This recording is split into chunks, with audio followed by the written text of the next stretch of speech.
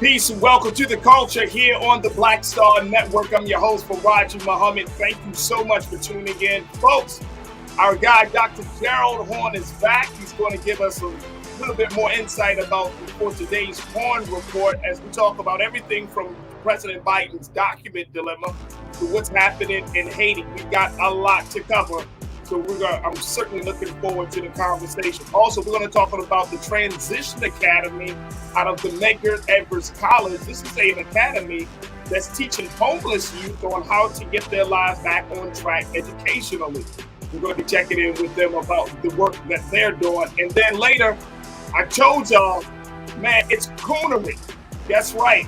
I'm talking about Gerard Carmichael, who hosted the 80th Golden Globe Awards the other night. The Whitney Houston estate has put out a statement to basically say that they were disappointed in what the comic had to say about icon Whitney Houston. And guess what? I stand with it. Stay with us. All of that is happening on today's edition of The Culture right here on the Black Star Network. Let's go.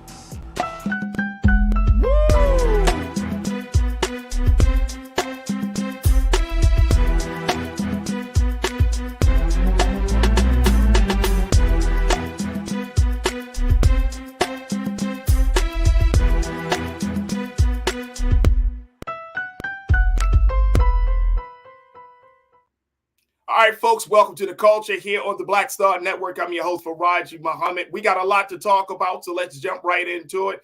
For the first conversation, folks, I'm so happy to have my big brother. He's a scholar. He's a professor, the Morris Professor of African-American Studies and History, the University of Texas in Houston, and we're always happy to have him on the show. Let's get ready for another installment of the Horn Report.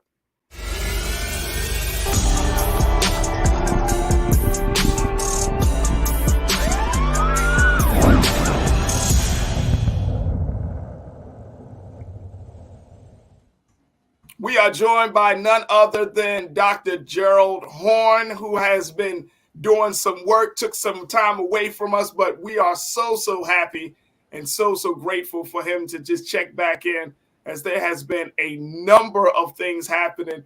And Dr. Horn, you said it best off air. You said the world has changed dramatically since the last time we've talked, and you are absolutely right. All right, I got to pick your brain. Today is a much more extended edition of the Horn Report because there's just so much happening. And I think, Dr. Horn, you bring so much great insight and analysis to the conversation. So I didn't want to, feel like we were constrained with time. But first and foremost, dear brother, how are you, sir? Hey, it's all good. What about you?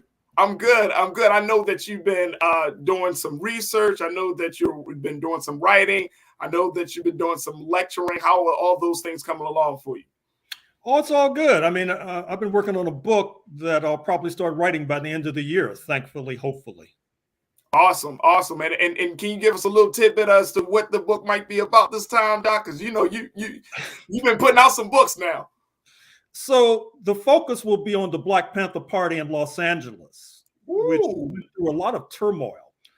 And it's going to deal with their attempts, at least of some of the members, to launch armed struggle. It'll deal with the support they receive from some Hollywood celebrities. It'll deal with their opportunities and efforts overseas, particularly in Algeria.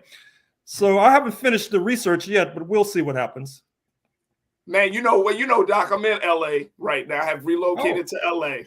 So that is going to be, man, you got my fire lit, because I'm wondering, okay, what type of research have you uncovered? But wow. That would be awesome.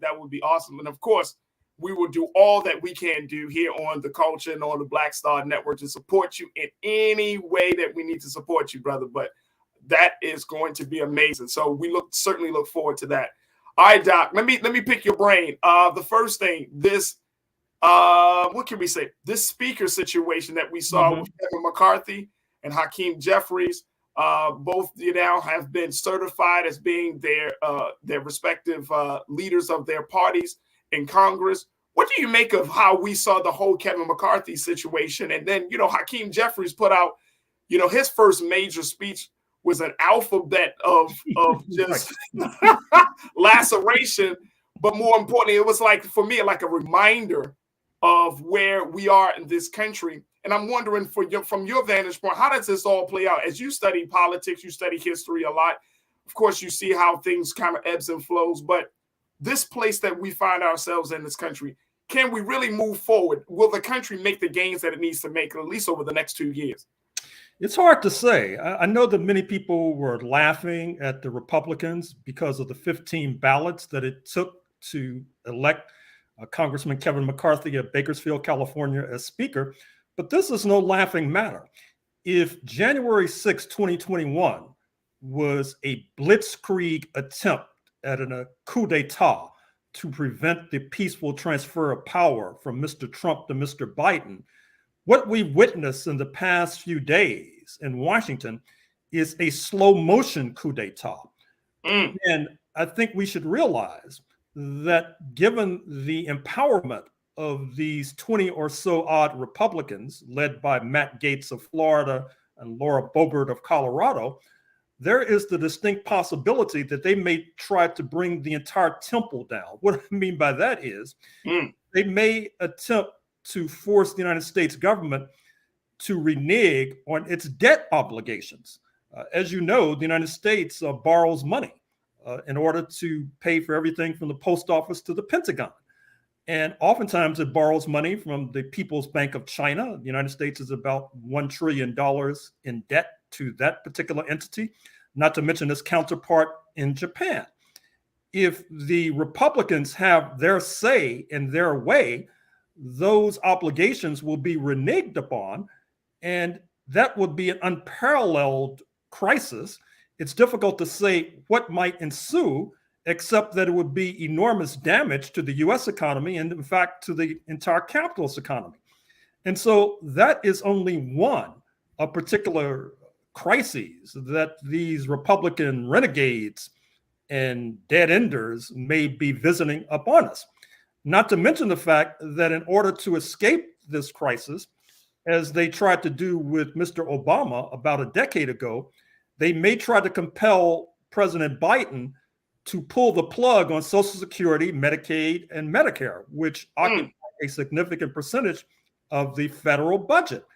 If the plug is pulled on Social Security, you're going to have a lot of seniors, 65 years and older, eating dog food for breakfast. So this is a very serious crisis, and I'm not sure how it's going to play out.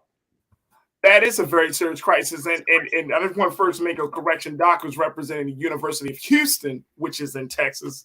So I do want to make sure that we said that. But you know, that as soon as you said that, Doc, the thing that comes to my mind is the fact that this may lay the groundwork for what some may believe might be one of the most contentious elections in American history coming up in 2024, because folks are already kind of bracing. I've actually heard some folks, not even election deniers, but just some folks in general that say, you know what, Biden might be the last president, certified president, right? And it's a very like apocalyptic gloomsday type of prophecy here.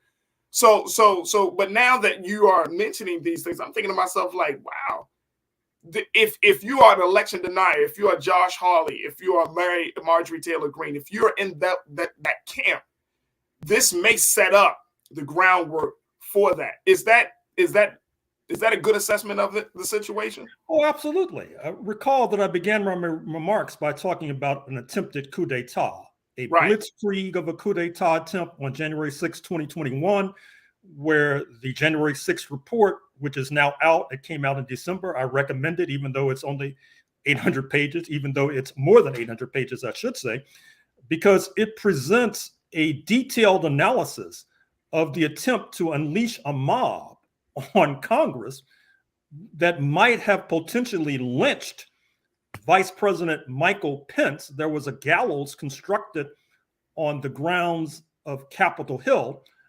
Fortunately, that was thwarted. And now, as noted, we're seeing a slow motion coup d'etat. That is to say, with this attempt to possibly derail the installment of Speaker McCarthy, that could eventuate in a turn to office of Mr. Trump in November 2024. And of course, revenge will be on his mind. And I know that you want to talk about some of these recent threats to the current administration of Joseph R. Biden. And those too are very serious. The fact that these classified documents have been found in the garage of his estate in Wilmington, Delaware, and in an office he had in Philadelphia has led Attorney General Garland to appoint a special prosecutor to look into this. Of course, Mr. Garland probably felt that he had no alternative since he has an investigation going into Mr. Trump and his misuse and abuse of classified documents in Mar-a-Lago. But recall that when you unleash a special prosecutor, as Bill Clinton could tell you, and they begin poking around in your business, well, you saw what happened to Bill Clinton. They uncovered the Monica Lewinsky scandal, the fact that he was having an affair with an intern and then lying about it.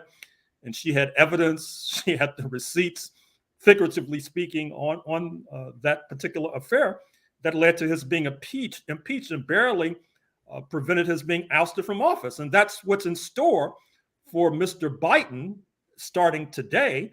And we haven't even talked about Hunter Biden, his son.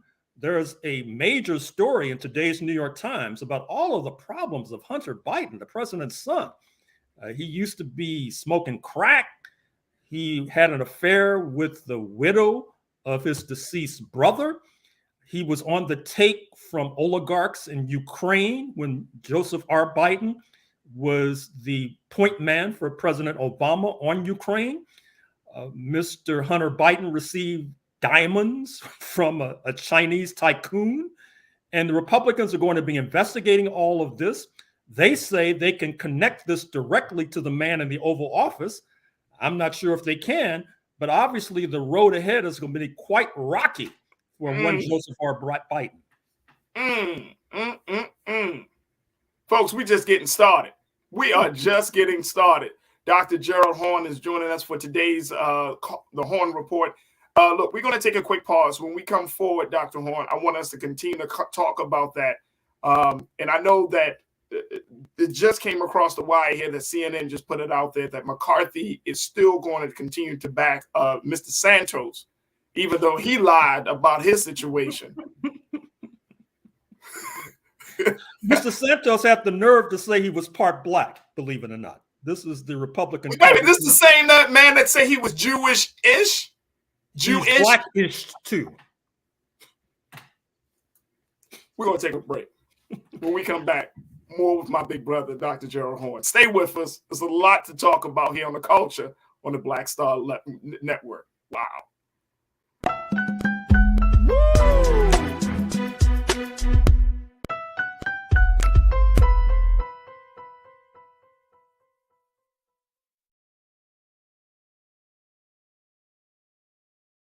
Black Star Network is here.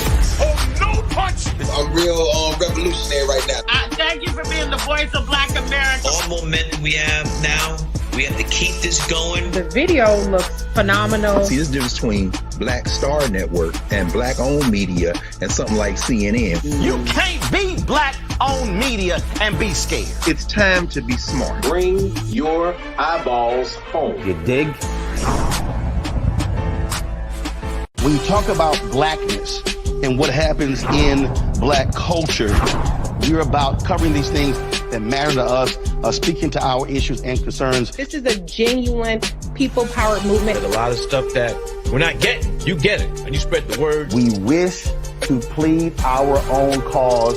Too long have others spoken for us. We cannot tell our own story if we can't pay for it. This is about covering us. Invest in black-owned media. Your dollars matter. We don't have to keep asking them to cover our stuff. So please support us in what we do, folks. We want to hit 2,000 people, $50 this month, raise $100,000. We're behind 100,000, so we want to hit that. Your money makes this possible. Checks and money orders go to P.O. Box 57196, Washington, D.C. 20037-0196. The Cash App is $RM Unfiltered. PayPal is R Martin Unfiltered. Venmo is RM Unfiltered. Zelle is Roland at RolandSMartin.com.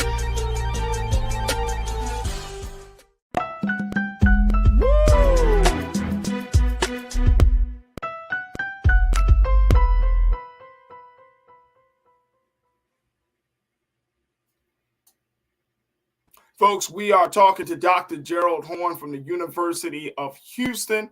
Dr. Horne has given us some insight into the situation relating to the Speaker of the House debacle, as well as a little bit about what we can expect with President Biden's document dilemma for today's Horne Report. Doc, I want to kind of dive a little deeper in this situation. So, of course, you're saying that the president looking at this document. So, well, let me go back. I want to go back to the Speaker of the House thing with George Santos, because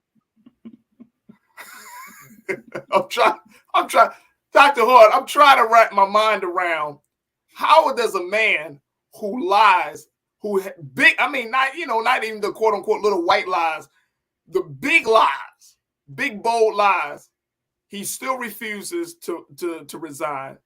And then you got people in his party, i.e. newly appointed House Speaker for the GOP, Kevin McCarthy, are still backing him in this whole situation. I mean, if I'm trying to understand, Dr. Horne, what the hell is going on? Like it does morality, does truth, do those things not exist? And I'm not saying just for the GOP, I'm just saying in general. I mean, it's insulting to say the least that you have a person who admits to lying, you have the receipts to show that he's lying, and he still is, I'm not resigning. This is my job. And the big party behind him is saying, guess what? He doesn't have to resign. So what does that say to us as the American people at this point? How are we supposed to handle that? How are we supposed to process that, sir? Well, it certainly does not speak well for the voters in Long Island, in New York State, who voted him into office on the GOP ticket. He lied about being a graduate of Baruch College of the City of New York, a graduate of New York University, an employee of Goldman Sachs, the Wall Street firm. He lied about his mother dying as a direct result of 9/11. He lied about being a descendant of Holocaust survivors with roots in Ukraine. He lied about being partially Jewish, or Jewish, as he put it. He may have even lied about being gay because he was formerly married. That story has not unraveled yet. He probably lied about being part black, too. You know, his roots. I didn't hear that part. Right. Well, you know, the stories are still unfolding. But on a more serious level, this guy may do some serious jail time, because apparently he lied on his financial disclosure statements, on his statements concerning campaign contributions. The New York Times has a story on its website today that digs into the detail about that. So we understand why Kevin McCarthy, the incoming speaker, is standing by his man, because Mr. Santos voted 15 times for Mr. McCarthy to be speaker. And there's only a 4-vote Republican majority in the U.S. House of Representatives. And so we understand why Speaker McCarthy is standing by his man. But I'm afraid to say that the troubles for Mr. Santos are just beginning. He may wind up in an orange jumpsuit, quite frankly. And that really won't deter people from supporting him or the Republican Party. I mean, I don't see that being a deterrent. Do you? Well, it's unclear. The Long Island Republicans pulled the plug on him yesterday. I'm not sure what that means, because they helped to boost him into office. And what's really missing from the discourse on Mr. Santos is that he was an extreme right Republican nominee, not just the ordinary run-of-the-mill Republican. And that, once again, that does not speak well for the voters on Long Island, an affluent community that voted him into office and now is having buyer's remorse. But I'm afraid to say that this is just par for the course for the Republican caucus in the House. Being a liar is probably the least of their indiscretions, I'm afraid to say. Damn.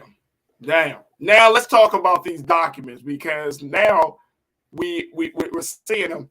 I want to play this clip from President Biden where he was really harassed about these documents, and a reporter had to kind of press him on this situation. Take a look at what the president said and how he said it. Mr. President, thank you, Mr. President, Okay. classified material next to your Corvette. What were you thinking? Let me, we're going to get a chance to speak on all this, God willing, soon. But as I said earlier this week, people, and by the way, my Corvette's in a locked garage. Okay, so it's not like you're sitting out in the street. But anyway, yes, as well as my Corvette. But as I said earlier this week, people know I take classified documents and classified material seriously. I also said we're cooperating fully and completely with the Justice Department's review. As part of that process, my lawyer has reviewed other places where documents from my time as vice president were stored, and they finished the review last night. They discovered a small number of documents of classified markings in storage areas and file cabinets in my home and my personal library. This was done in the case of the Biden Penn. This was done in the case of the Biden Penn Center. The Department of Justice was immediately, as was done, the Department of Justice was immediately notified, and the lawyers arranged for the Department of Justice to take possession of the document. So we're going to see all this unfold. I'm confident. Thank you very much.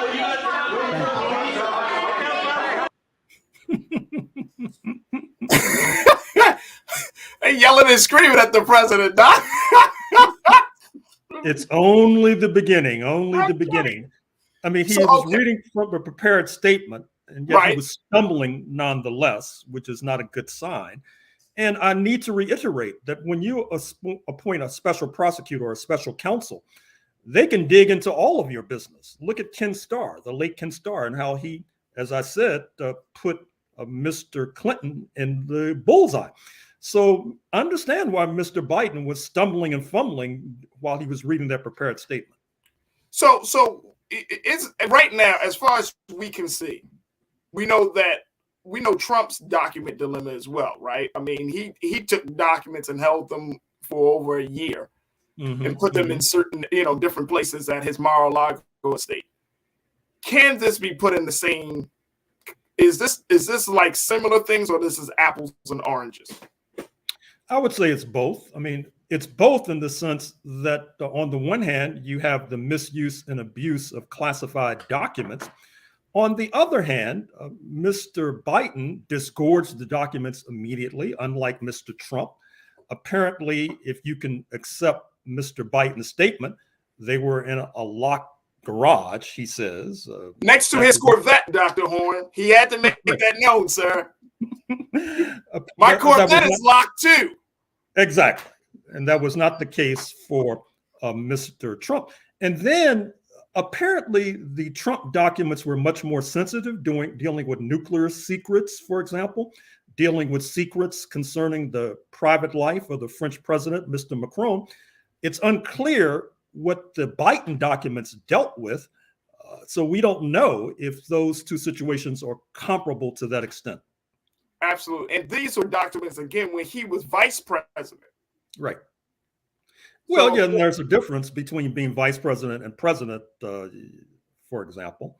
So the problem is that I'm not sure if this will lead to a lessening of the pressure on Mr. Trump as a result of Mr. Biden facing the same dilemma, or alternatively, would it lead to an escalation of the pressure on Mr. Biden so that the Justice Department won't be accused of playing favorites with regard to their ultimate supervisor, who is the man in the Oval Office, Mr. Biden? Absolutely, absolutely. Janae checked in from our online culture crew. Janae, you kicked us off this afternoon. You said at some point, people with high security clearance effed up.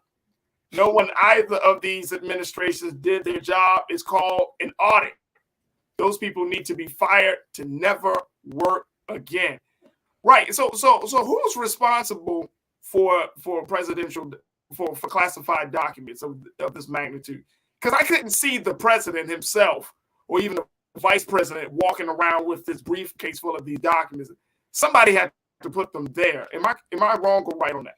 No, I think obviously there are staffing issues, but recall as well that Mr. Trump, when this scandal about the documents first emerged, claimed that there was no problem, there was no scandal, because he can declassify any document willy-nilly. Now, of course, there is a certain accuracy to that statement, except that there are no documents saying that he declassified these particular documents. Mr. Trump then replied that I declassified them in my head. And who knows what's in that skull of his. I declassified them in my head. Okay, all right, look, we got to take another quick pause. When we come forward, folks, more conversation with Dr. Gerald Horne and you. Let's talk about what's going on in Haiti. Let's talk about the U.S.-Africa relationship and how Black Americans are at the core of the conversation as it relates to these continents and these countries working together. So we still got a lot of ground to cover. So stay with us. A lot to get to here on The Culture, here on the Black Star Network.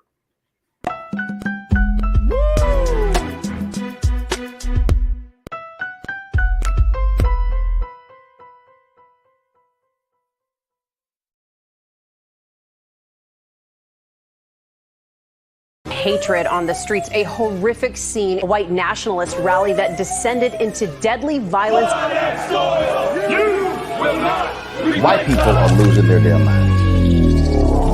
As an angry pro-Trump mob storms the U.S. Capitol, we're about to see the rise of what I call white minority resistance. We have seen white folks in this country who simply cannot tolerate Black folks voting. I think what we're seeing is the inevitable result of violent denial. This is part of American history. Every time that people of color have made progress, whether real or symbolic, there has been what Carol Anderson at Emory University calls white rage as a backlash. This is the rise of the Proud Boys and the Boogaloo Boys. America, there's going to be more of this. Here's all the Proud Boys, guys. This country is getting increasingly racist in its behaviors and its attitudes because of the fear of white people. The fear that they're taking our jobs, they're taking our resources, they're taking our women. This is white fear.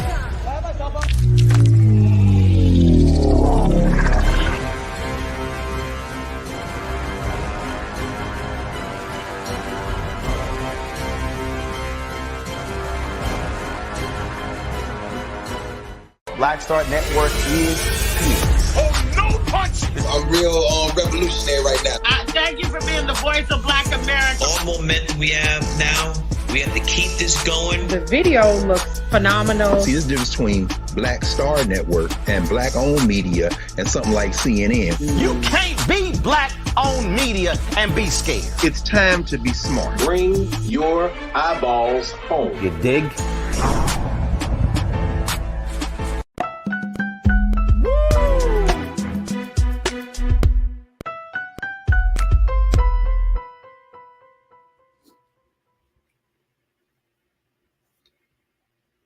Folks, welcome back to the show. We've been talking to Dr. Gerald Horne, who has been giving us his analysis and insights about some of the national and international stories that we've been seeing.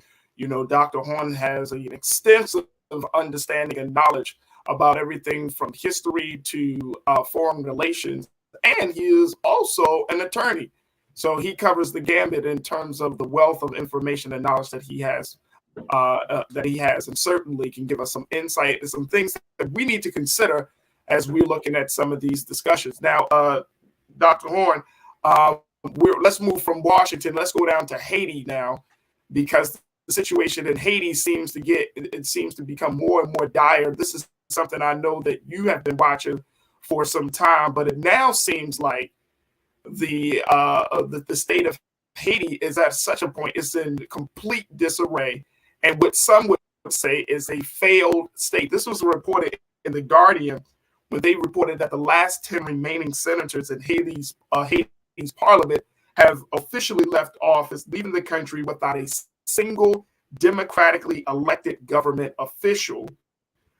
They said that the expiration of the officials' terms at midnight on Monday formally concluded their time in office. And now Haiti, which is engulfed in gang violence and the worst malnutrition crisis in decades, now officially has no functioning parliament, as the senators were the last of 30 to remain in office after successive failed efforts to hold elections. There is no constitutional representation at any state level, the latest sign that the country has become a failed state. Is that where Haiti is right now? Is this just a lot of sensationalism?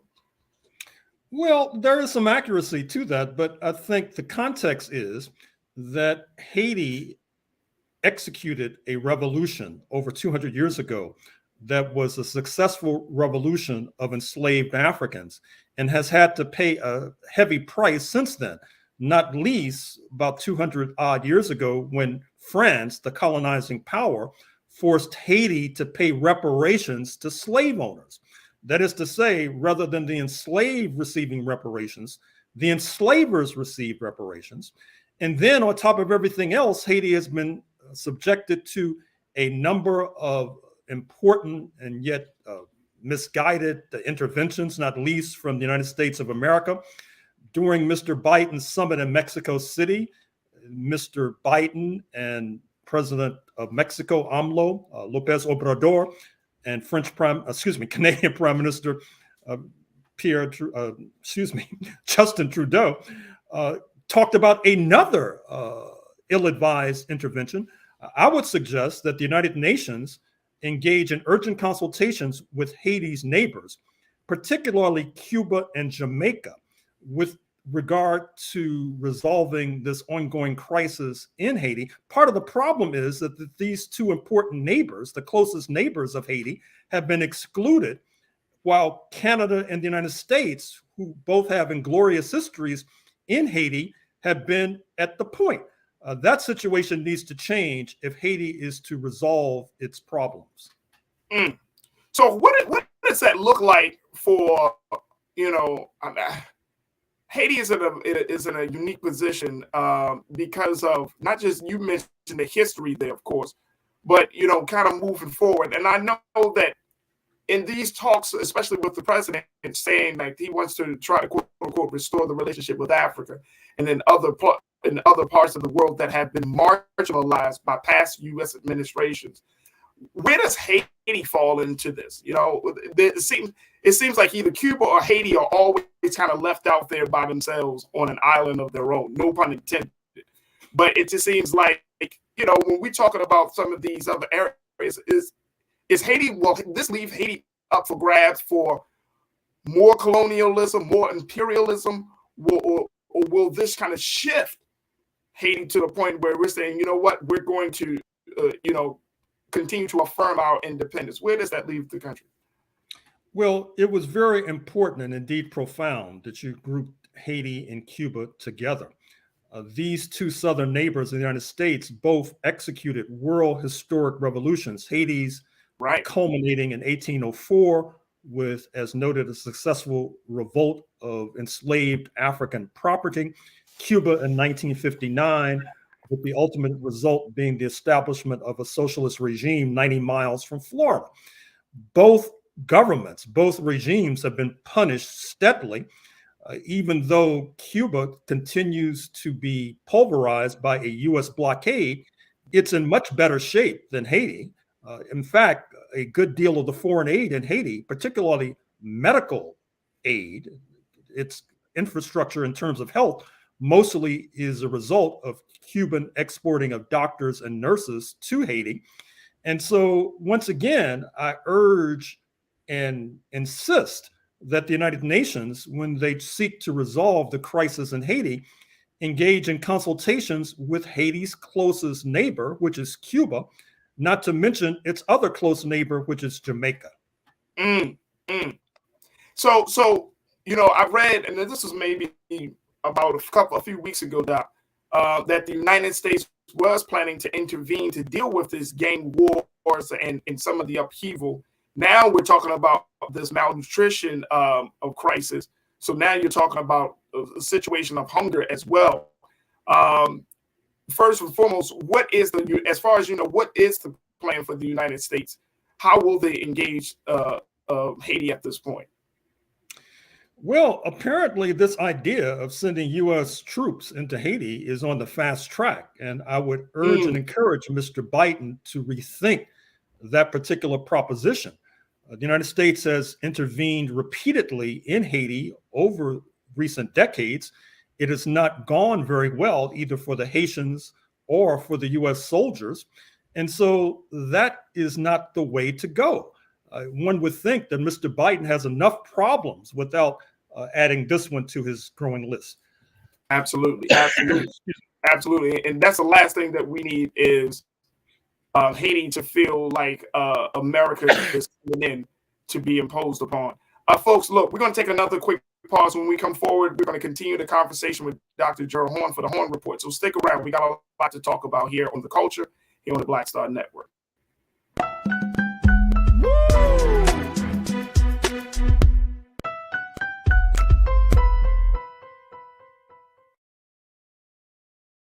Hatred on the streets, a horrific scene, a white nationalist rally that descended into deadly violence. White people are losing their damn minds. As an angry pro-Trump mob storms the U.S. Capitol, we've seen shootings. We're about to see the rise of what I call white minority resistance. We have seen white folks in this country who simply cannot tolerate black folks voting. I think what we're seeing is the inevitable result of violent denial. This is part of American history. Every time that people of color have made progress, whether real or symbolic, there has been what Carol Anderson at Emory University calls white rage as a backlash. This is the rise of the Proud Boys and the Boogaloo Boys. America, there's going to be more of this. Here's all the Proud Boys, guys. This country is getting increasingly racist in its behaviors and its attitudes because of the fear of white people. The fear that they're taking our jobs, they're taking our resources, they're taking our women. This is white fear.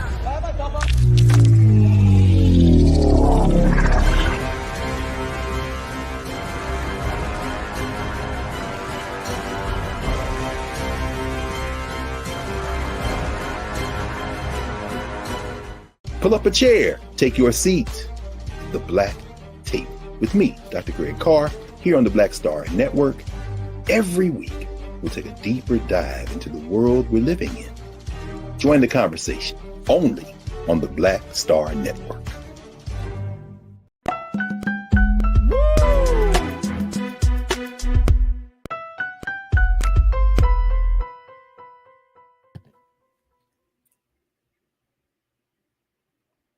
Folks, welcome back to the show. As we've been talking to Dr. Gerald Horne for this week's Horne Report, talking about a number of issues. And we just got a little bit of Dr. Horne's analysis around the situation in Haiti, where they're now facing gang wars and malnutrition crisis. And also that a lot of their elected officials have left office, leaving the country in a state of political upheaval and uncertainty. Dr. Horne, again, we thank you so much for your time on this. I read this piece about Burkina Faso and their pushback against France's neo-colonialism agenda.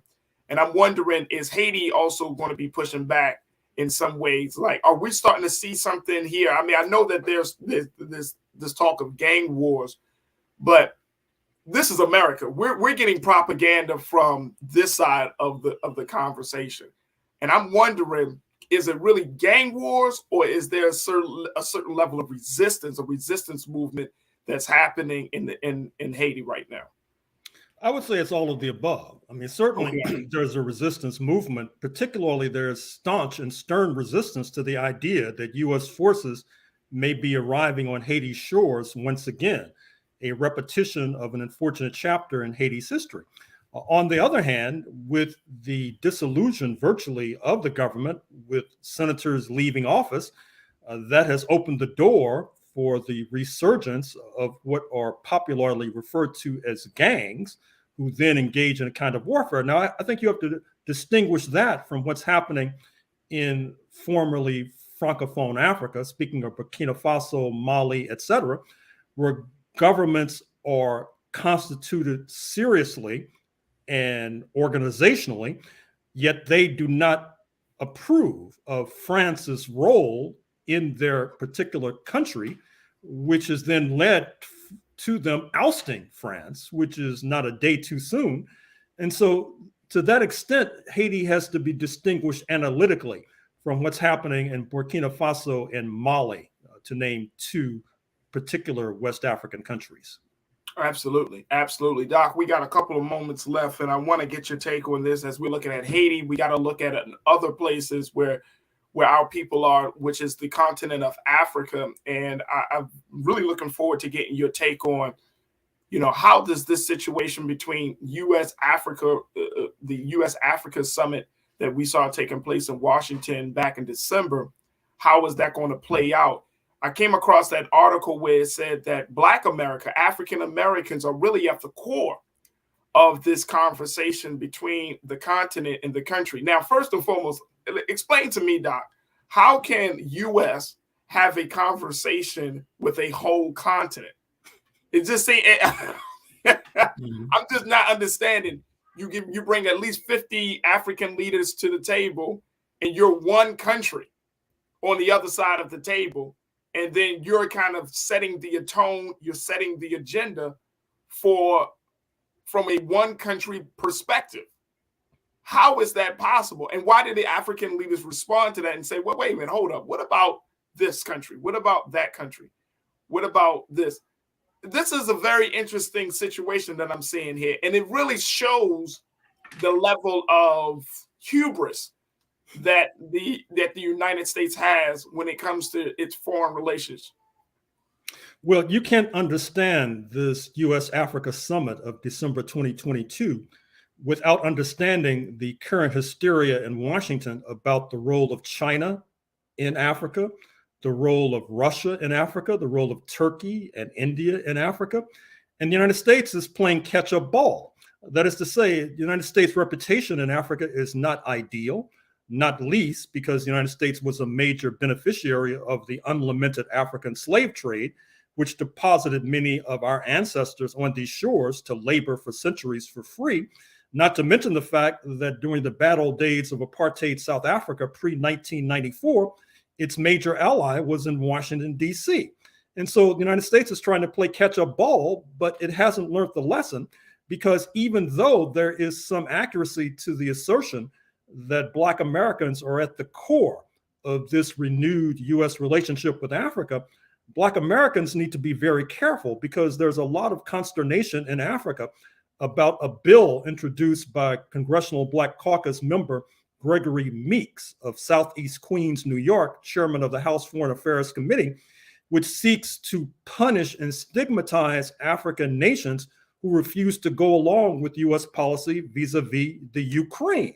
And right now, we're talking about the continent's giant, that is to say, South Africa, which has spoken in no uncertain terms that it does not agree with U.S. policy in Ukraine. And when you have a Congressional Black Caucus member carrying such legislation with the apparent support of all 46 plus CBC members, that is not a good look, I'm afraid to say, and it really compromises Black Americans' position in the motherland. What should be the Black Americans' role at this point? Should there, and it's interesting because, I'm on these social media sites, Doc, and I'm seeing certain individual people that I've known that have done the work of trying to build the relationship, build commerce and other trade and business opportunities with folks on the continent. And it is interesting. It's like, but is that the place? Is that the role that we need to take right now? Should we be advocating for Black America to? And I know this is something that you talked about before, building that relationship now, considering that this high level talk is happening. Like, how do we fit into all of that? We should try to build a political relationship, because I think that African nations could be very important in assisting our struggle on these shores. Okay. What I mean is that our organizations, particularly the NAACP, should probably have a representation in Addis Ababa, Ethiopia, where is housed the headquarters of the African Union, the transcontinental Pan-African body that represents all 46 plus African nations. In the past, you've seen Black Americans pressure the United States and pressure apartheid South Africa. Now we need the African Union to pressure the United States with regard to police killings, for example. There have been a number of human rights investigations of police killings in the United States. I'm sure you know that the family of Michael Brown, the slain teenager in Ferguson, Missouri, his family has been traveling on a regular basis to Geneva, Switzerland, where is housed the United Nations Human Rights Council. We need that kind of activity to increase, but I dare say that it will be difficult for that kind of activity to increase as long as you have the Congressional Black Caucus threatening to join in an effort to punish African countries that do not go along with U.S. policy vis-a-vis the Ukraine. After all, if sovereignty means anything, it means that the foreign policy of African nations should be determined and decided in Africa, not in Washington, D.C.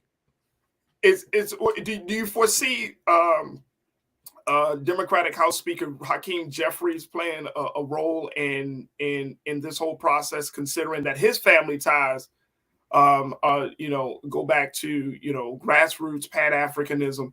Do you see him opening some doors, kind of cutting through some red tape for this type of relationship building to take place? We shall see, but Hakeem Jeffries is under tremendous pressure. That is to say, he may be the incoming speaker in 2024, 2025. The Democrats are able to flip the House. Recall the kind of pressure that Barack Obama was under when he was president between 2008 and 2016, including a record number of attempted assassinations. I hope and I trust that Mr. Obama will deal with that in the second volume of his memoirs, which are slated to be published any day, week, or month now. And so I'm basically rather hesitant to suggest that Hakeem Jeffries could play this leading role that I've just sketched. But certainly the NAACP can. Certainly certain members of the Congressional Black Caucus, members who do not run the risk of being defeated at the polls, can play that kind of role. I'm thinking, for example, of Cori Bush of St. Louis, for example. I'm thinking of Barbara Lee of Oakland Berkeley, who, by the way, is now deciding to run for the U.S. Senate to replace Dianne Feinstein. That shows how much confidence that she has in her political and electoral role in the Golden State. So even if Hakeem Jeffries cannot play this role, there are certain members of the CBC and of mass organizations like the NAACP that can play that role. Absolutely, absolutely. Sandy checked in and said, with a little humility is in order, as the doctor is correct. U.S. is one country. You cannot use blanket tactics in a whole continent of independent thinking African leadership. I would agree. And I think that for us, as we're talking, as you have advised us to do, Doc, Black folks in this country, we can't think that all African nations think one way.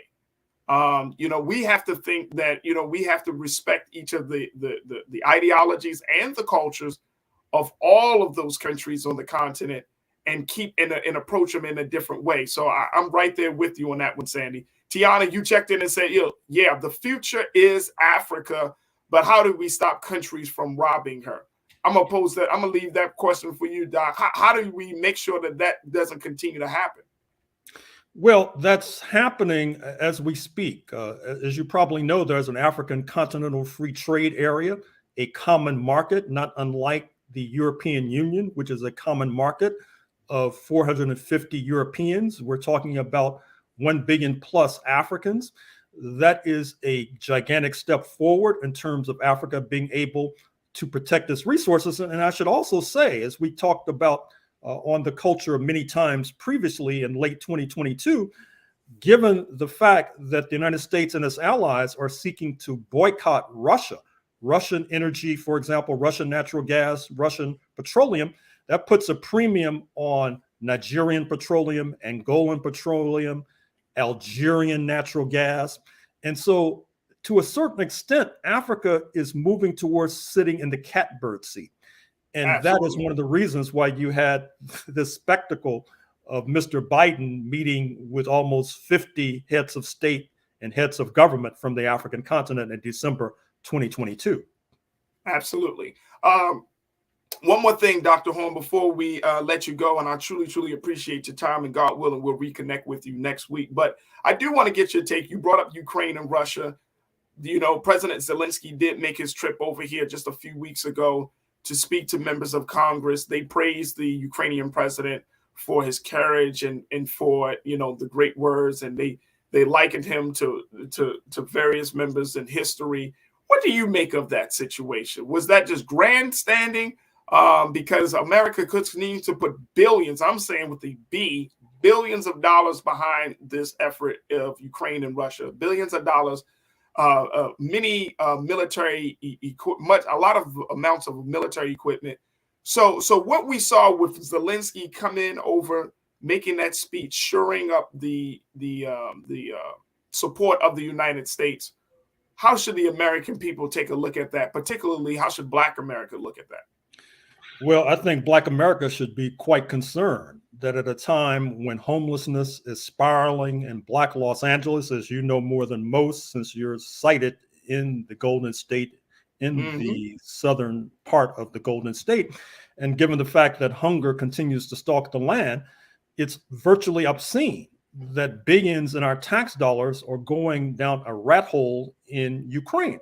Because despite all of the propaganda that we are fed on a daily basis, the battle of the Ukrainians is not going very well right now. In fact, it would not surprise me that if before the end of the year, you see the white flag of surrender be floated and unfurled in Kiev, Ukraine. And yet the United States continues to send weaponry there, continues to send tax dollars there. Although, to be fair, I should say that there's sort of a boomerang effect. That is to say, the United States sends tax dollars to Kiev, Ukraine, then the money comes right back to the United States to Lockheed and Raytheon, who then send weapons to Ukraine and then profit handsomely in the form of these executives who then are able to purchase McMansions in Falls Church, Virginia, and Chevy Chase, Maryland. It's really a scandal that needs to end sooner rather than later. Absolutely. Absolutely. I'm with you 100%. Dr. Gerald Horn, it's always a privilege and a pleasure to connect with you. God willing, we'll reconnect with you next week, because I got to pick your brain, sir, about this immigration situation that we see with the president. I'm giving it some time to see how it continues to unravel and develop. But I truly appreciate you, and I'm looking forward to having our conversations with you again here on the Horn Report. So thankfully, we'll be able to do that again next week. Thank you for inviting me. Absolutely. Absolutely. Folks, we got to take a quick pause. When we come forward, more conversation. Stay with us. A lot coming at you here on The Culture on the Black Star Network.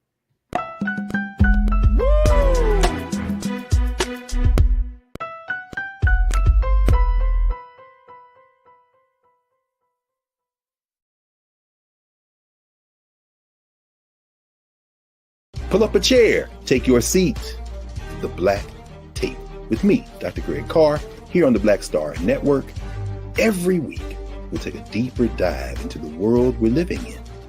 Join the conversation only on the Black Star Network. Black Star Network is here. Oh, no punch! I'm real revolutionary right now. Thank you for being the voice of Black America. All momentum we have now, we have to keep this going. The video looks phenomenal. See, there's a difference between Black Star Network and Black-owned media and something like CNN. You can't be Black-owned media and be scared. It's time to be smart. Bring your eyeballs home. You dig?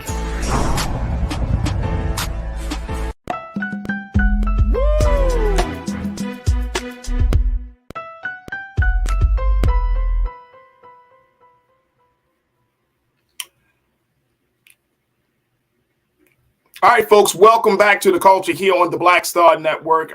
Just had a fantastic conversation with my big brother and scholar, researcher, writer, author, professor, Dr. Gerald Horn. And I really want to get your take on this, folks, because we talked about a plethora of topics and issues. But it seems like there are so many big things happening on the horizon, on the outside of the United States. And so I wanted to just take a couple of moments to check in with you, to see what your thoughts are about some of those topics that we were talking about. And you know, I am very excited, but at the same time, greatly concerned about where we are on an international level. As I'm learning more and more about international affairs and politics, it's eye-opening to see the changes and the fact that there is no permanent, you know, they say that there are no permanent friends, no permanent interest, no permanent enemies, only permanent interests. And so as I'm looking at how things are moving across the globe, I'm seeing that more and more and more. So I want to give you an opportunity to check in and just be to share your thoughts as we've had our conversation with Dr. Gerald Horne, our first of many conversations, God willing, that we'll be having with the good professor over the next few months as he's doing the great work that he's doing. And so I want to just highlight just a couple of what a lot of you are saying around this situation and with various issues. Here, let me take a look at Conscious Thought.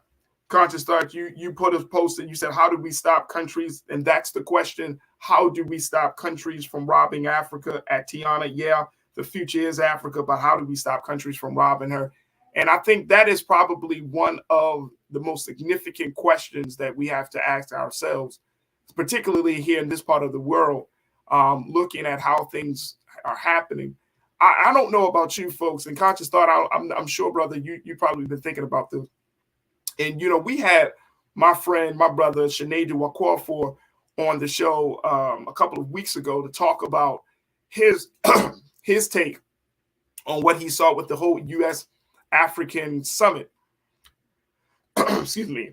And one of the things he said was he doesn't believe that it's helpful, that he really believes that it's a harmful situation. The effort is not the way that the U.S. presented the situation and bringing these, nearly 50 African leaders together is a lot of just, pomp and circumstance, and that it really doesn't get to the crux of what's going on the continent. So I'm just interested.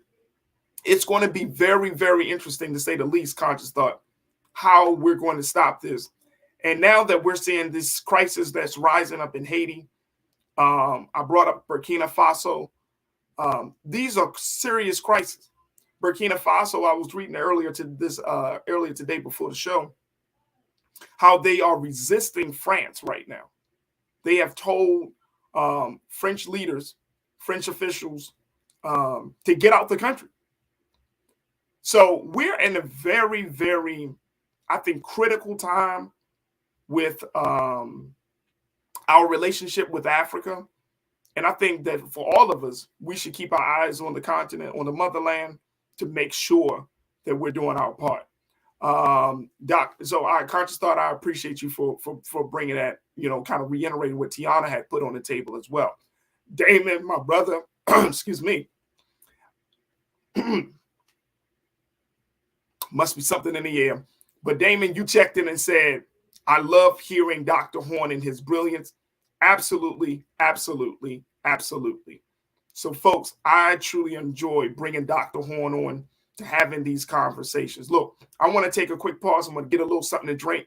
When we come back, let's continue the conversation. So stay with us. It's The Culture here on the Black Star Network.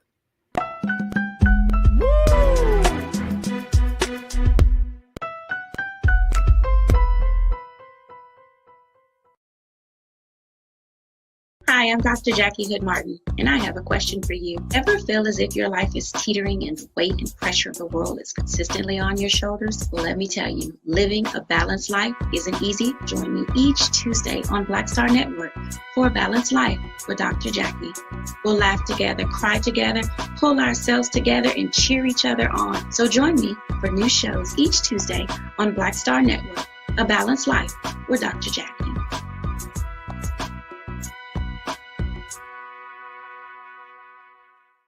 When you talk about blackness and what happens in black culture, we're about covering these things that matter to us, speaking to our issues and concerns. This is a genuine people-powered movement. There's a lot of stuff that we're not getting. You get it, and you spread the word. We wish to plead our own cause too long have others spoken for us. We cannot tell our own story if we can't pay for it. This is about covering us. Invest in black-owned media. Your dollars matter.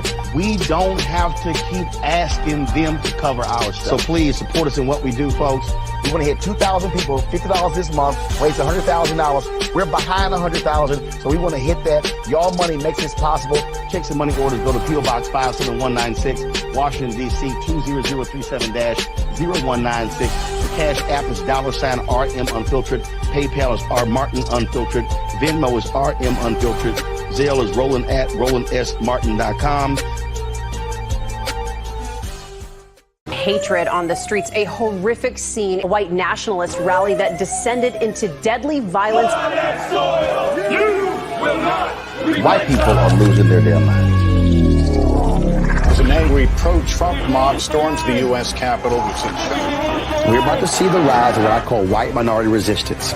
We have seen white folks in this country who simply cannot tolerate black folks voting. I think what we're seeing is the inevitable result of violent denial. This is part of American history. Every time that people of color have made progress, whether real or symbolic, there has been what Carol Anderson at Emory University calls white rage as a backlash. This is the rise of the Proud Boys and the Boogaloo Boys. America, there's going to be more of this. Here's all the Proud Boys, guys. This country is getting increasingly racist in its behaviors and its attitudes because of the fear of white people. The fear that they're taking our jobs, they're taking our resources, they're taking our women. This is white fear.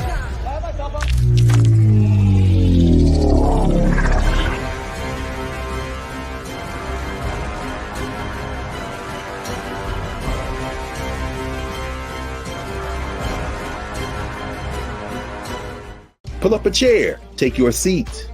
The Black Tape with me, Dr. Greg Carr, here on the Black Star Network. Every week, we'll take a deeper dive into the world we're living in.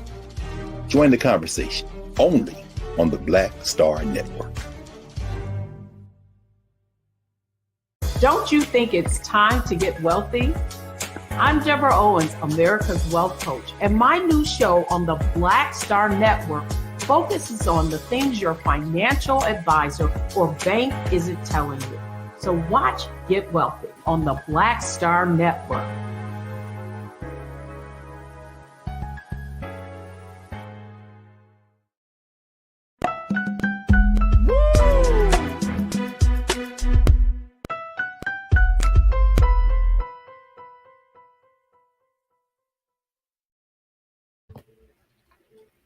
All right, folks, welcome back to the show where this is just the opportunity I wanted to check in with my online culture crew, you, to get your take on all that we've been talking about as we talked to Dr. Gerald Horne. We had him on for a good hour and just wanted to pick your brain to get your take on all that you heard from Dr. Horne as it relates to Africa-U.S. relations, to a Biden document dilemma, to all the things that we just talked about. And so, wanted to give you a chance and an opportunity to post your comments, and we'll try to get to as many comments. In a few minutes, we're going to just have a different conversation with a culture crew member. So stick around for that as well. But I wanted to highlight something that Janelle, you checked in and said, which I think is absolutely important. You said the president of Ghana made comments that spoke to people globally as if he definitely wanted to showcase his hope to unify the descendants of Africa, regardless of where they live today. I think that is going to be the trend. I think that's going to be the trend. And Janelle, I always appreciate you, sis, for bringing certain things to the table. But I think that's going to be the trend. I think that for us in this country, in this part of the world, we should be really looking, keeping our eyes open, and seeing what are ways that we can build those relationships. Dr. Horne has been advocating this since he's been on the show, and I think that is something that we need to continue to really consider, and most importantly, try to figure out how we can move out on. And I'm talking about en masse. I know there are a number of Black folks, man, who travel to the continent, who've had these transformative experiences, whether they travel to Egypt or Ghana or South Africa, wherever they go to on the continent. and they come back renewed, they come back recommitted, they come back with a broader sense of self and a deeper sense of history. We know Brother Roland has made those trips in as well.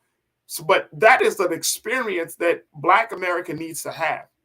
And I think that is something that, and I'm happy to hear, Janelle, that the president of Ghana is speaking more universally about how we can bridge the gap between the descendants. Sandy, Janelle, thank you so much. Sandy, you said Africa's resources are still in large quantity, etc. Oil, diamonds, ore, labor is all in Africa.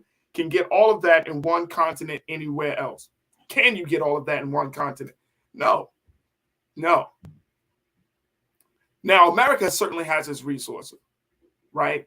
And that's why it's important for us to even have this relationship. And more importantly, this is why I even brought up the fact that you have one country calling nearly 50 other country heads to the table. Just think about that, folks. I mean, just thinking about it from a mathematical standpoint, thinking about it, like one country is calling a whole continent to the table, you know, and it just shows where we are. You know, if America is serious about building a relationship between us and the motherland, then there would certainly be more respect to all of those countries and to the culture and to the people of each one of those countries, because they all got diverse interests. And if they have diverse interests, America can't be the supplier or can't be the fulfiller of all of these interests. So it is interesting. And you got all of these resources in the continent. At this point, it's really about, okay, how do we make sure that these resources are preserved and protected? But let me just say this. We know that history is our best teacher. Should African leaders trust America, considering the history that this country has had with African leadership, with the land of Africa? So there's still a lot for us to consider. And more importantly, I think this is an opportunity for more Black folks to be at the tables, to be a part of those conversations on a national and international level. Let me go back to what you were saying, folks. Yes, Damon, you said the 1619 Project documentary that Roland has is awesome. I watched it back in August. Absolutely. Very, very powerful documentary that Brother Roland put out about his trip to seeing how our people were a part of the transatlantic slave trade and that whole process. Absolutely. Absolutely. CW, you checked in and you said all of Africa is poor. They need to help one another. Facts. And I think they're trying to. Tiana, I think that you brought it up early in the conversation where you mentioned Gaddafi. And that's something I always kind of bring into the discussion, that Gaddafi was not an enemy to Black folks in Africa. He was an ally. He's a Black man. So he understands the dynamics of things and the dynamics of power. So no. I mean, to that point, CW, yes, they need to help themselves. But Africa need to help themselves. But we also know that Africa is hugely dependent upon these other countries, and like Russia and Ukraine and the United States and France, and they depended upon Europe and all of these things. I mean, because unfortunately, CW, and I'm sure you know this, Africa has been chopped up by colonialists, by imperialists for international domination. And so it is hard to talk about unifying Africa without also discussing those who are quote unquote the current I don't want to say colonizers of Africa, right? You can't talk about bringing these folks together, bringing these countries together, or them supporting one another, or them helping one another, if you're not going to talk about that history of colonization that continues to exist to this very, very moment. Let's go back to what you're seeing. Let me get here from what other folks are saying about this. And I think I want to jump off of Africa very quickly, and let's look at what's happening nationally. if we're looking at these next 2 years, and I want us to kind of key in on, if you haven't had a chance to hear Dr. Horn and his view of what could potentially happen over these next 2 years in this country, we may have to deal with Africa a lot sooner than later, because the winds of change, especially dealing with this whole GOP and Democrat House Speaker situation, these things are really, and I'm serious, folks, it did not dawn on me until we were literally having the conversation with Dr. Horn. It's like, wait a minute, this could be the groundwork of something where there might be a revolution in this country over the next 2 years. We might be seeing this. When you have McCarthy back in Santos, when you have GOP members saying, going to war with one another, when you have all of these different like sects and parties, and the system is breaking here, the system is breaking there, it's not crazy for us to believe that an internal civil war may be on the horizon. I don't want us to put that to the back burner. I want us to keep that in mind, put it right there on the forefront, right on the front burner, because it's cooking. The situation is absolutely cooking right now in this country for that level of resistance, that level of violence, that level of rebellion against its own government. And some of us may think to ourselves, it would never happen. There are checks and balances in place. It wouldn't get that far. But all I would say to you is January the 6th. January the 6th. If January the 6th could have happened the way it did, and if they would have gotten one political official, one elected representative, it can happen. They were close. They were close. But it can definitely happen. And it may not be from Trump this time. It could just simply be from those who are just upset, dissatisfied. So I don't want us to lose sight of that particular threat that's on the horizon. All right, excuse me. I want to take another pause. When we come back, folks, let's continue the conversation. In a few moments, I want us to have a discussion about what's going on with Gerard Carmichael. Y'all heard my take on the situation about how his performance, quote unquote, at the Golden Globes on Sunday night was coonery. Well, I'm not the only one who thought that. So stay with us. That conversation is up next here on The Culture on the Black Star Network.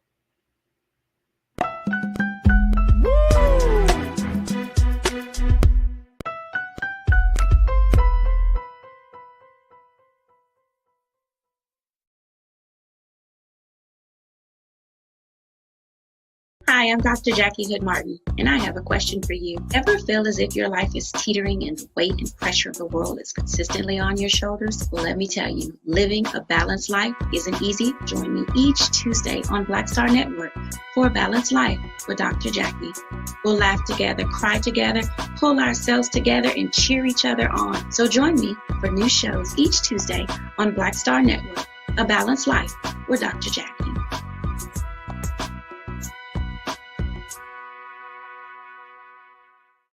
Black Star Network is here. Oh, no punch! I'm real revolutionary right now. Thank you for being the voice of Black America. All momentum we have now, we have to keep this going. The video looks phenomenal. See, there's a difference between Black Star Network and black-owned media and something like CNN. You can't be black-owned media and be scared. It's time to be smart. Bring your eyeballs home. You dig?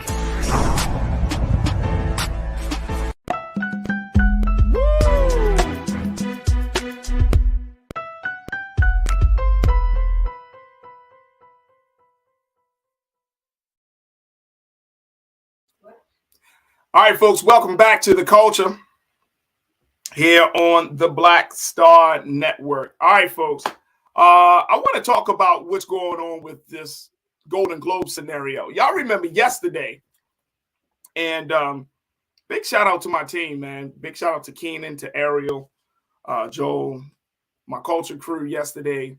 Man, just having that conversation. And, you know, for me, folks, when I have certain discussions, especially to y'all for my online culture crew, when we have these discussions, it's important that, you know, that if we're on the right page. And I often ask myself that question, like, am I on the right page and thinking that? And when we did a poll yesterday, we said that, you know, most of you disapproved of Carmichael's performance, quote unquote. I don't even want to say performance. I would just say his style of hosting. Most of us disapproved of his style of hosting. And I disapproved of it because it was just very, very disrespectful to Black culture and Black artistry.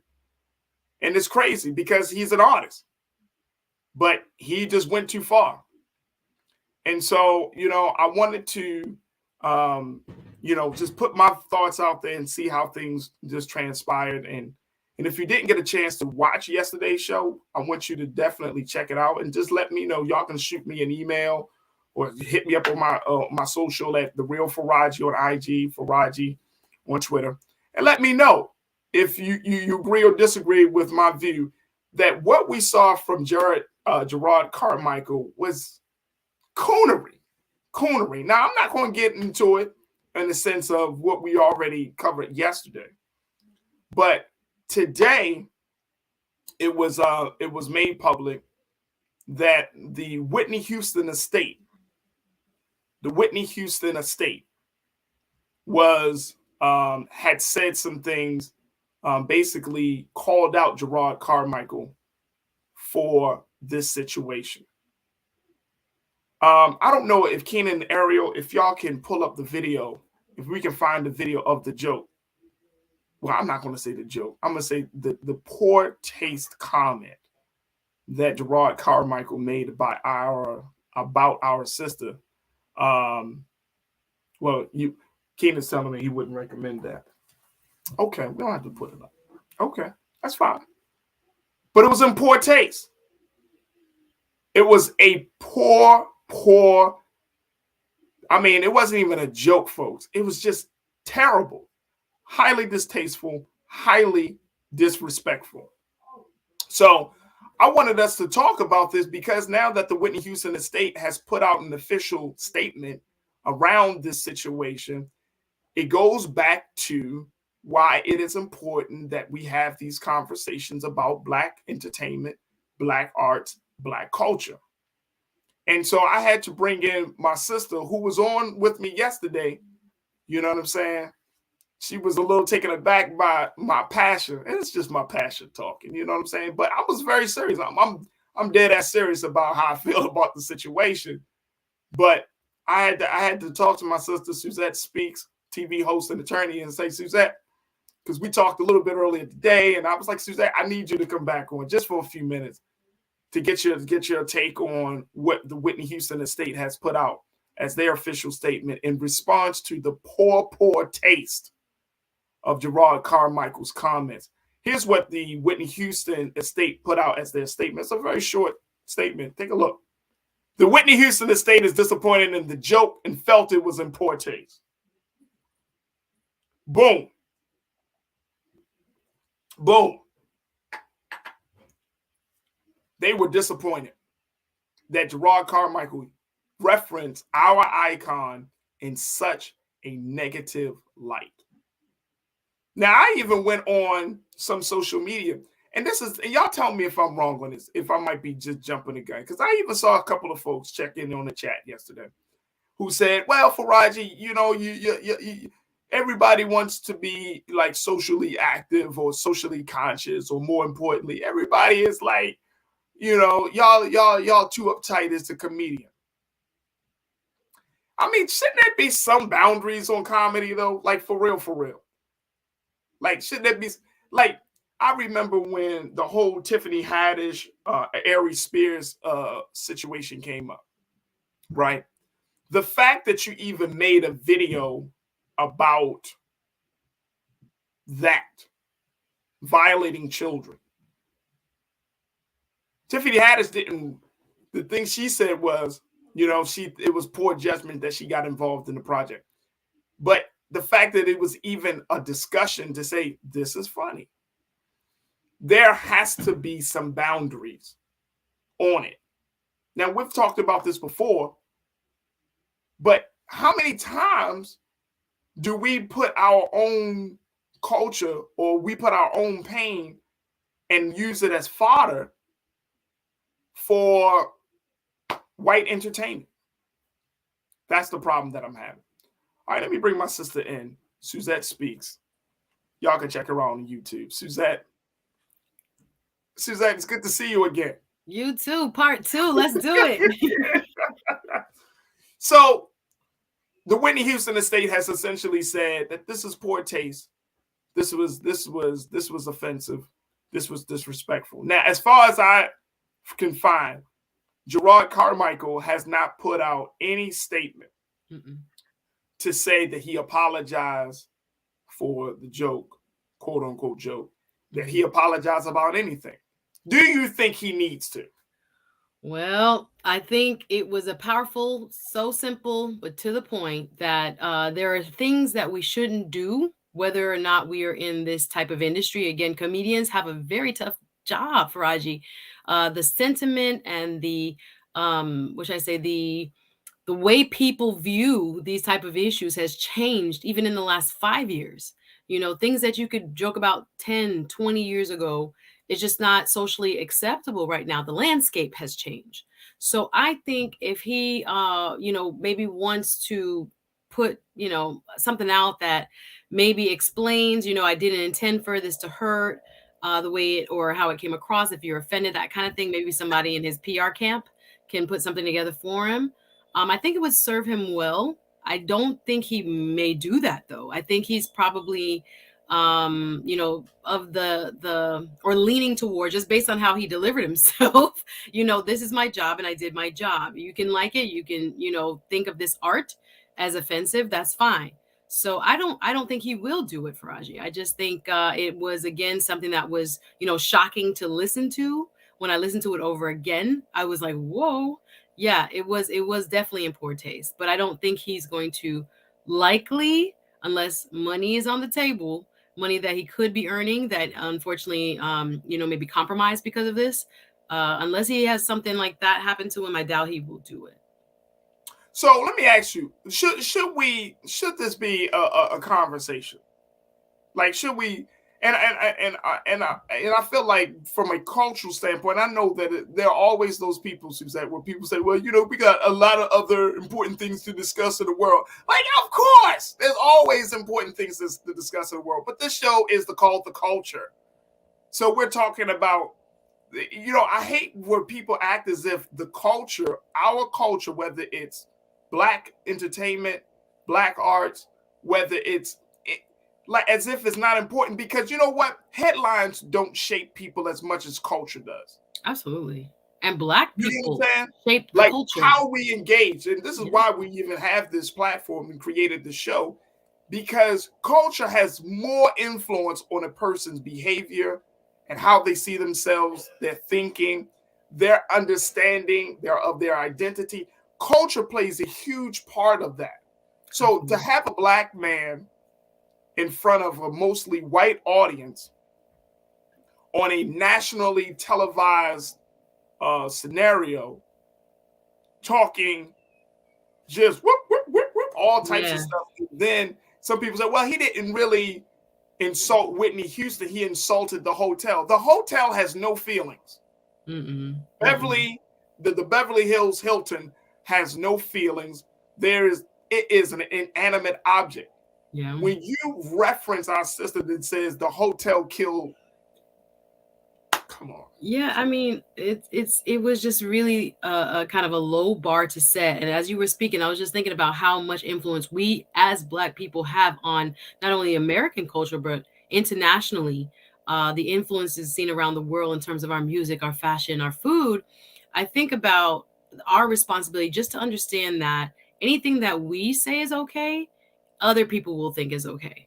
So I think it's probably the conversation, yes, should be had, because what if we do condone this type of, so-called humor? It makes it okay for others, to step into the arena and say, well, he does it or they do it. And I think sometimes we have to be much more conscientious of that fact, that even though it was, for the people in the room, this was broadcast globally.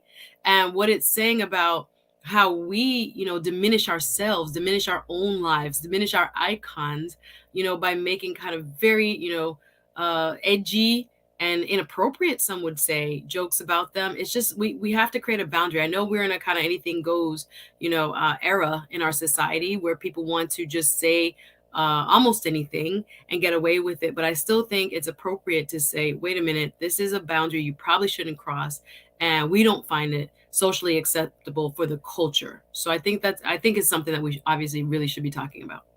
All right, so I'm looking at Twitter right now as we speak, right? Because I'm just interested to get a gauge of where people are. I'm looking at one Twitter user. She puts out there, she posted this yesterday. She said, when you mesh MESH, excuse me, when you mesh 0 Fs and living in your truth, you get Gerard, make them feel uncomfortable. Yeah. I mean, there was another side to this. Some people were applauding him. I saw, an article, I think it was in the Griot and some other places, that kind of applauded him for his, uncouth approach to this stage and to the great platform and responsibility, as we see it, that he was given. There are people that are really, enjoyed him. Others that argue that, y'all taking this thing too seriously. And I watched the opening monologue, and I thought that was really interesting how he kind of laid out why he was there in the first place. I thought he was trying to, use that to explain, why some platforms, although in his opinion may be controversial, we as Black folks, we need our money, we need our bag. And so he approached it as, I'm gonna get this bag and do a job, notwithstanding. So I think also that influences culture going forward when people are kind of faced with this. And I think we talked about that Wednesday. Do you make a stand here? Do you take a stand and say, no, go find someone else, like we did for a little bit with the NFL? Another, gave up the bag as a part of, solidarity to a cause bigger than us. And that was super important to us as a community. I do think he probably, and some who support him, or support his performance, think that, why are we so up in arms? He was paid to be a comedian. You may not like his jokes. It is satire. It's in your face. It's supposed to be uncomfortable.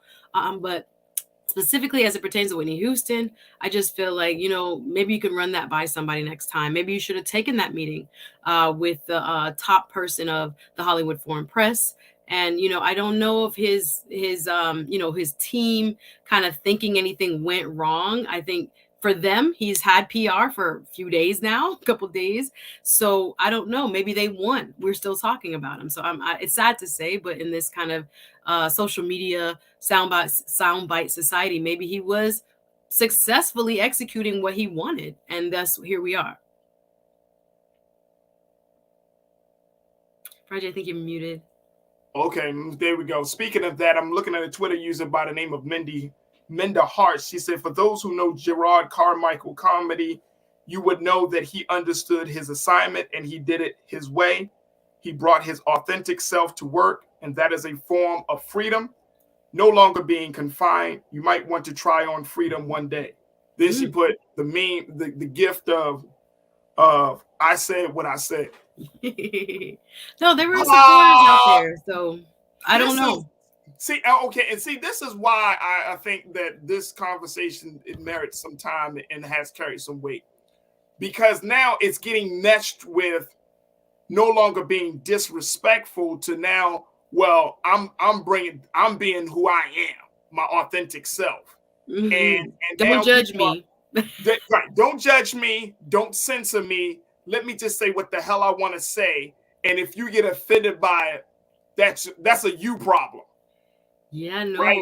And part of me is thinking, okay, I get the fact that you want to bring your authentic self to any space because that's important. But we don't live around ourselves. No. Right? Mm-hmm. Because if we open this authentic self door, and then white people or other people start to bring their authentic selves, Are we going to be like, well, that's their freedom, that's their way? Exactly. Yeah, no, we are as a culture faced with that dilemma, not only with this particular situation, but I think as a whole with how people are utilizing their sexuality, how people are expressing themselves through gender, how people are expressing themselves in a multitude of ways, where I think there are two, very strong beliefs, which is one, you can do whatever you want, whenever you want, and justify it by saying you're being yourself.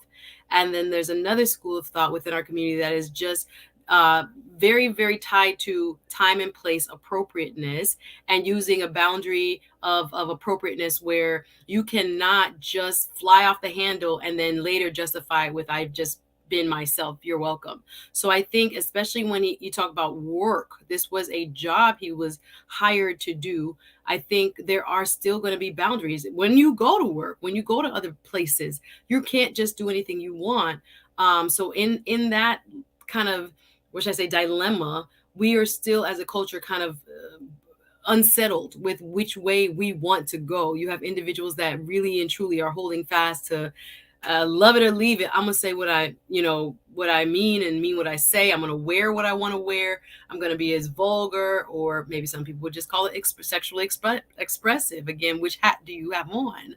But with our language, with our dress, with our clothing, again, we could talk about the bonnets and we could talk about other things that the culture has kind of had this kind of duality on. When is it appropriate to do certain things? Is there still an appropriate time and place? And I do believe there is. And I think as a culture, we have to push back and kind of redefine those boundaries, or we'll kind of devolve into a very, wild, wild west of anything goes.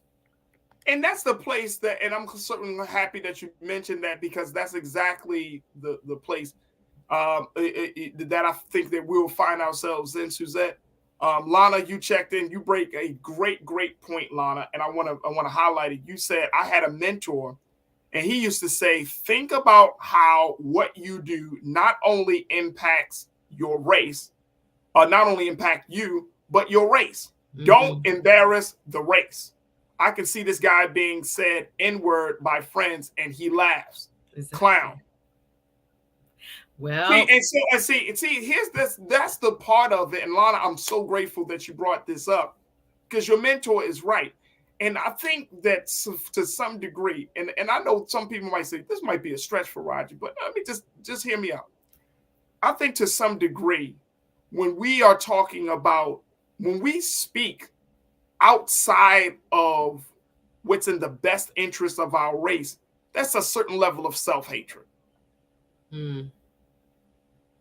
When you diminish, when you make fun of the pain of your own people, that's a level of self-hate. That's a form of self-hatred.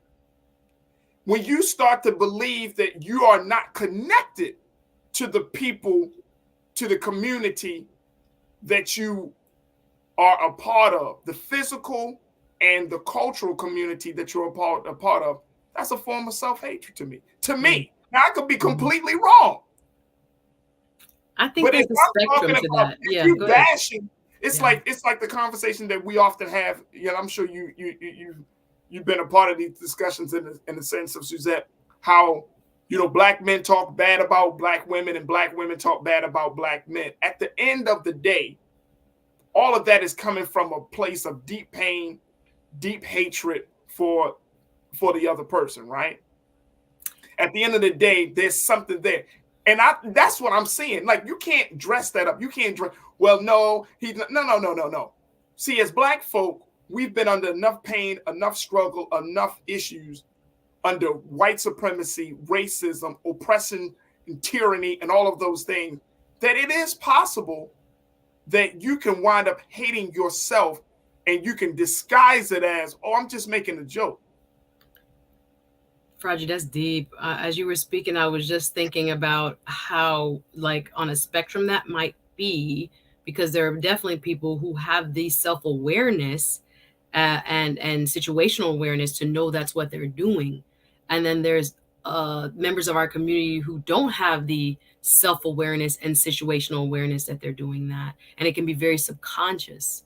So I do think some people may unfortunately lack that awareness within themselves to know what the root of this type of kind of self-deprecation comes from.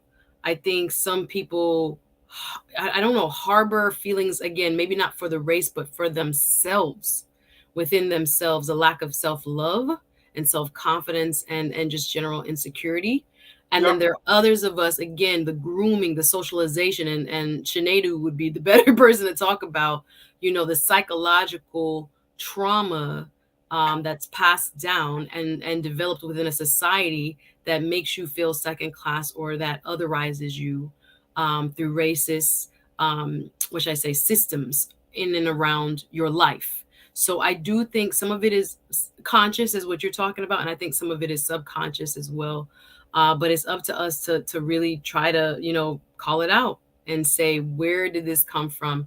And as a community, does this uplift and build and set the type of example we want? Or is this an example of something that we really must shun going forward? It certainly is. It certainly is. And I'm more concerned more than anything about the impact that it has. And again, I think this puts Black folks, and I'm saying particularly, especially, specifically Black folks in this conundrum that this is okay. When in fact, it's not okay. Now, I'm not the great lord of the culture. You know what I'm saying? Like in terms of Black culture, I'm just saying very bluntly, it's not okay to make fun of your own pain the way that he made fun of the sister of our system. You know what I mean? Reference her in that way. It's not okay in some of the other things that he has said in the past. It's just not okay. And you can't put that as a cloak like, oh man, that's just comedy. What comedy is what we saw Dave Chappelle do on SNL. This, opening skit, the recent appearance he made, the last appearance that he did on SNL, where he talked about anti-Semitism, talking about the Jewish-Black relationships. That's a certain level. But see, in order to get to that place, you have to become more self-aware. You have to see yourself as part of, as I mentioned yesterday, the link in the chain. But you have to have some self-consciousness before you can even get to that place. And look, I think that it's only right that we check people who do disrespect the culture, man. Because, you know, that whole authentic self bullshit, that is bull. Like, man, I don't want to hear that. Talking about he for the bag and all that. But your Black ass still showed up, right? You thinking you going against the man. If you would have, now, it would have been a more powerful conversation if you would have said, they offered me $500,000 and I told them no, because I ain't like how they treated Black folks and their diversity issues. Boom, boom, boom, boom, boom. Then for us, we would have been like, whoa, then that's principle. Now that man is a man of principle, right? They offered me $500,000 and I turned it down because I didn't want to associate myself. Now, if he would have came out and said that, but because you threw the money thing situation in there, it's just, it adds something to it. We got to take a quick pause. Suzette, when we come back, I want to get some comments from our online culture crew. So folks, stay with us as we continue to talk about Gerard Carmichael, the Whitney Houston estate, and so much more here on The Culture, right here on the Black Star Network.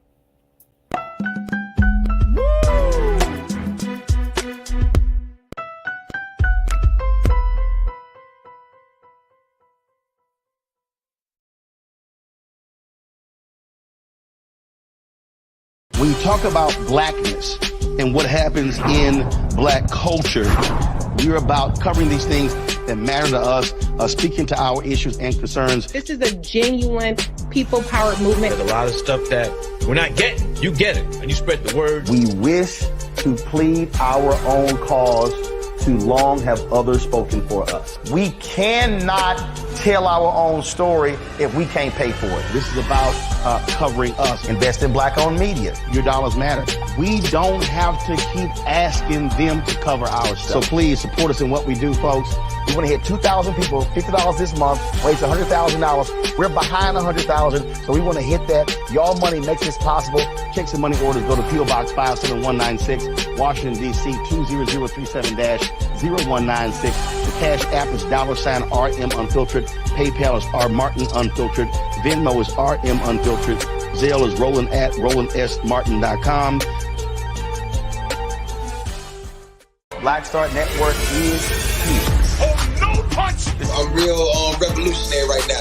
Thank you for being the voice of Black America. All momentum we have now, we have to keep this going. The video looks phenomenal. See, there's a difference between Black Star Network and black-owned media and something like CNN. You can't be black-owned media and be scared. It's time to be smart. Bring your eyeballs home. You dig? Hatred on the streets, a horrific scene, a white nationalist rally that descended into deadly violence. White people are losing their damn minds.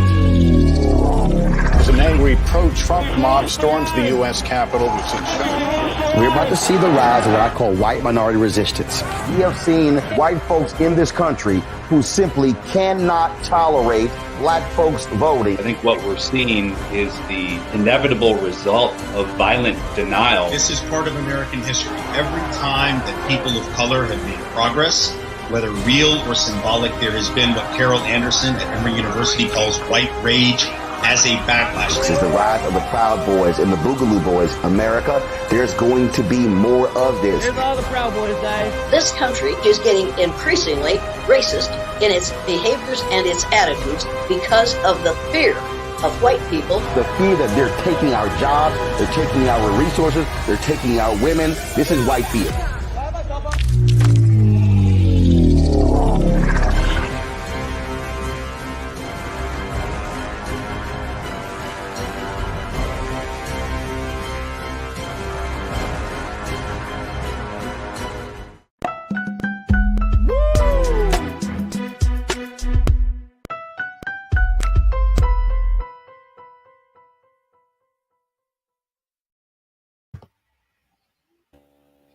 All right, folks, we've been checking in and talking to my sister, Suzette Speaks, TV host and attorney, as we are continuing our conversation about Gerard Carmichael, the host of the 80th Global Awards. There he is. This one of many moments that he had when he was holding the 3 Golden Globe Awards from Tom Cruise, and he made a joke about Tom Cruise, Scientology, and Shelley Mikovich, the disappearance of Shelley Mikovich. And to say that his opening monologue and his comedy was edgy is saying it lightly. He crossed so many bounds for a lot of people that some people say that this is classic Gerard Carmichael comedy. I want to bring my sister Suzette Speaks back into the frame here. Classic. He said that that's what he does. He's a satirical comedian. But That's a lot. The thing is, I wanted to add, Farajii, real quick before we go to the audience, is that sometimes, and again, calling out is a good thing, but sometimes we also need to educate, because there may be a part of him that doesn't simply understand the true impact of what he did or what he tried to express and how it was received. So I think sometimes self-awareness is something that we might presume everyone has, and how, we move as a racial group in terms of those politics might not be something that he is ultimately as, keen on. So I think it might be an educational moment as well. I mean, it has to be a big educational moment. Big educational moment. CW asks, can he be sued?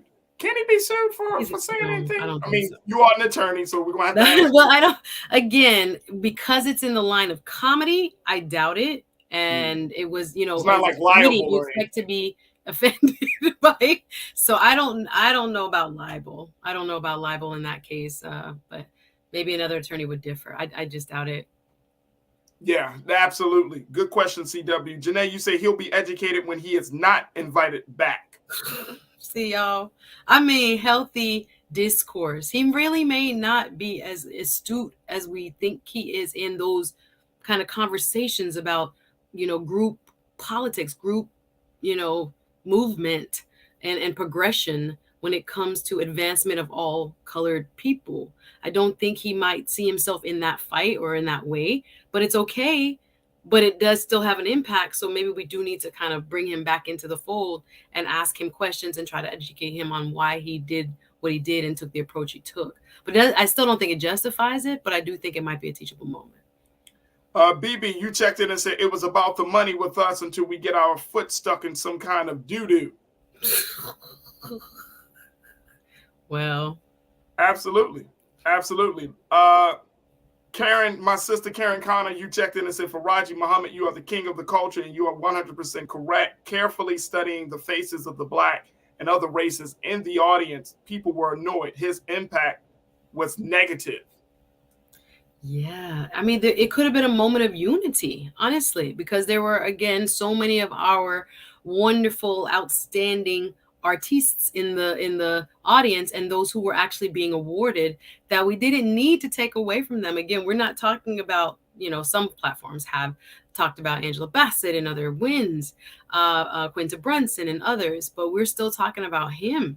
So I think sometimes, your job as a host, Farajii, I don't know if you would agree. Again, the show is not about me. The show is about, introducing the people, the ideas, and, the intent must be to elevate those from who you are, charged with, bringing a light to. And I think maybe even as a host, I think he might have missed the mark. Here's the thing. And even in a situation like that, okay, so even as a host, you're walking into a very tense-filled situation, right? Because it's been 2 years since the Golden Globes, diversity, racism talk, and all of that stuff. So if I was given the opportunity, I would walk in there and having some very real conversation. And maybe that's just me because my style, right? You know what I'm saying? My style of hosting is okay, I'm walking to the room. I'm talking to people who shape the culture. Yeah. Filmmakers, actors, actresses, artists, producers, directors. These are the people that shape the culture. They tell us what's trending. They tell us what's hot, what's not hot, who's high, who's low. I mean, these are the people that are in the room, right? So what do you do when you have all of that affixed on you? You use that as a way to get certain things across. You know what I mean? There is so much that you can do with that to bring about the type of change that the culture is wants to see. And it's you can use that moment, like you said, to educate some people. You could talk about the fact that yes, they haven't had anybody Black on their board since then George Floyd situation popped up, the killing of George Floyd, and then that happened. We got to do better. The industry needs to do better. Get more people. There's an old saying that you can attract more people with honey than you can with vinegar, right? True. Yeah. So you get people to decide, because guess what? When it comes to, and this might be me, but I've seen when it comes to race issues, Black men aren't the ones that the world go to talk about race issues. No. We hear from Black women.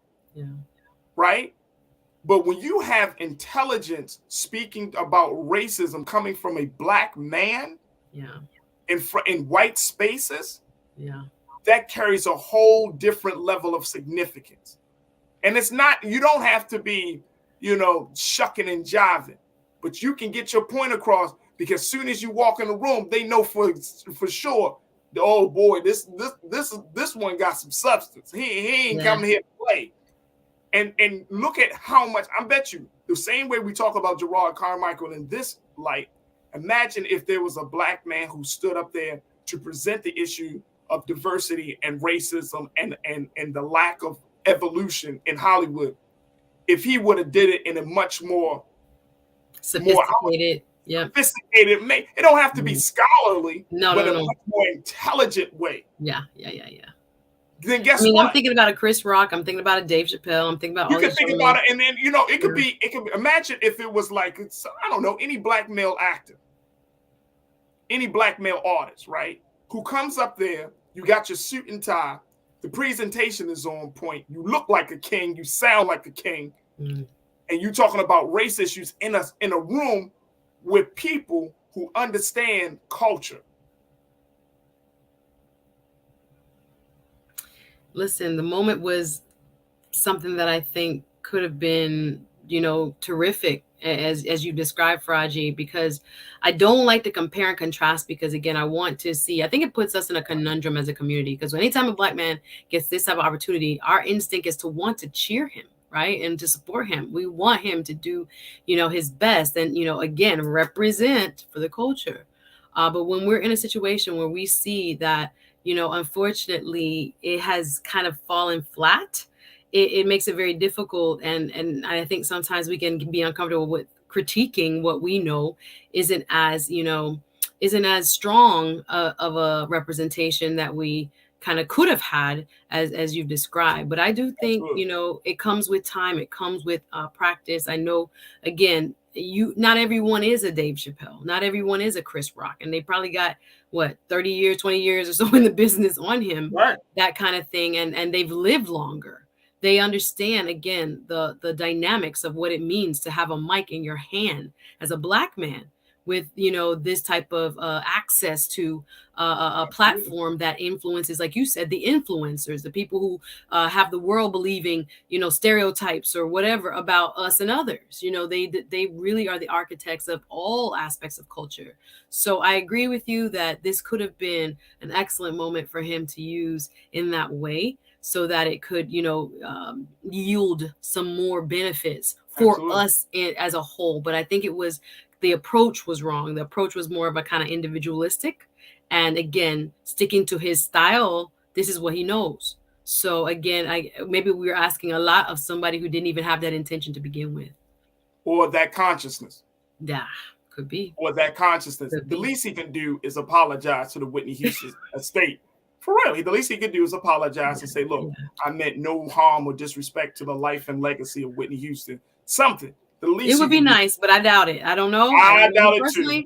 Just in my, seeing what I saw, I'm like, hey, I don't think he might. It's not going to happen. But he might. We don't know. He may. Well, it's not going to happen. Get a brother benefit of the doubt, maybe. I don't know. Maybe not. Suzette Speaks checking in as always.